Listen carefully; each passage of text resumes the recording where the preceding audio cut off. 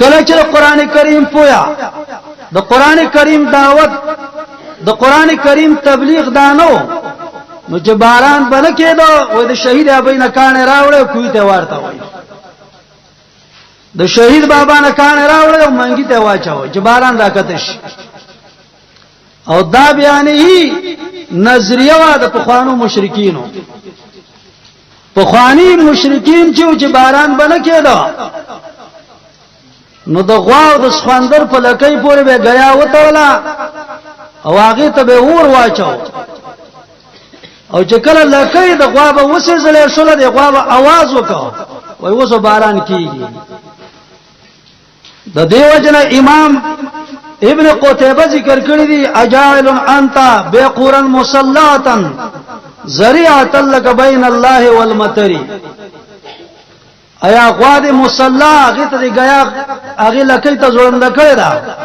او دا غوا د ذریعہ جوړ کړل د باران او الله په منځ کې یعنی د پخوانو مشرکین دا نظریه وا چې باران نکېږي نو د غوا په لکۍ پورې غیا وته چې باران شروع شي او به روس راتل چې د شهید نه کان راوړل یو بوته واچو چې باران شروع شي حالانکه د جناب رسول الله صلی الله علیه وسلم فرمان د دې په اړه کې موجود دی پیغمبر خدا صلی الله علیه وسلم د باران د کېدلو لپاره دعا چې خودلې و یو دعا دا خودلې و اللهم اسقي غيثا مغيثا مريئا مريعا نافعا غير ضار عاجلا غير آجل اللهم اسق عبادك وبهيمتك وانشر رحمتك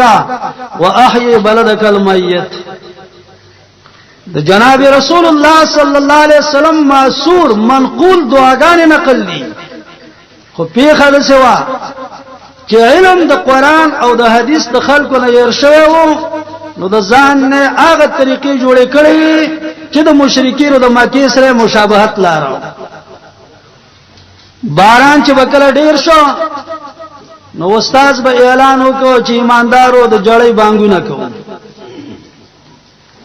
اوس دا استاد چې ځان ته عالم وو مقتدا به وته وو دی مقتدا ته د پیغمبر طریقه نو معلومه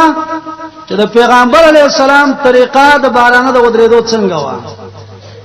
وې سورته یاسین به شروع کړ چې مؤمن ته ورسېړه ورسره سه بانګونه او اذانونه شروع شو لیکن دا طریقه د پیغمبر نه ده دا جاهلانه او د ابتداء نه ډکه طریقه ده دا منقول د جناب رسول الله صلی الله علیه وسلم نه ده او کومه طریقه چې منقول د پیغمبر نه نه هغه دین نه د جناب رسول الله صلی الله علیه وسلم نه منقول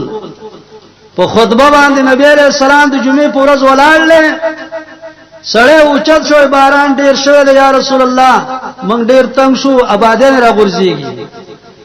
نبی صلی الله علیه وسلم دعا شروع کړه په بخاری کې حدیث راځي اللهم حوالينا ولا علينا اللهم على الاكام والزراب وبطون الاوديه ومنابت الشجر جناب رسول الله صلی الله علیه وسلم دعا وکړه او ریزته شرقن غربن جنوبن شمالن اشاره وکړه او ریس خورش وکړه چاپیر باران کېدو لیکن مدینه داغه مارتک اسمان په پښینو اوس د جناب رسول الله صلی الله علیه وسلم دغه طریقه چې کله باران نکېږي د هغه طریقې هم خودلې و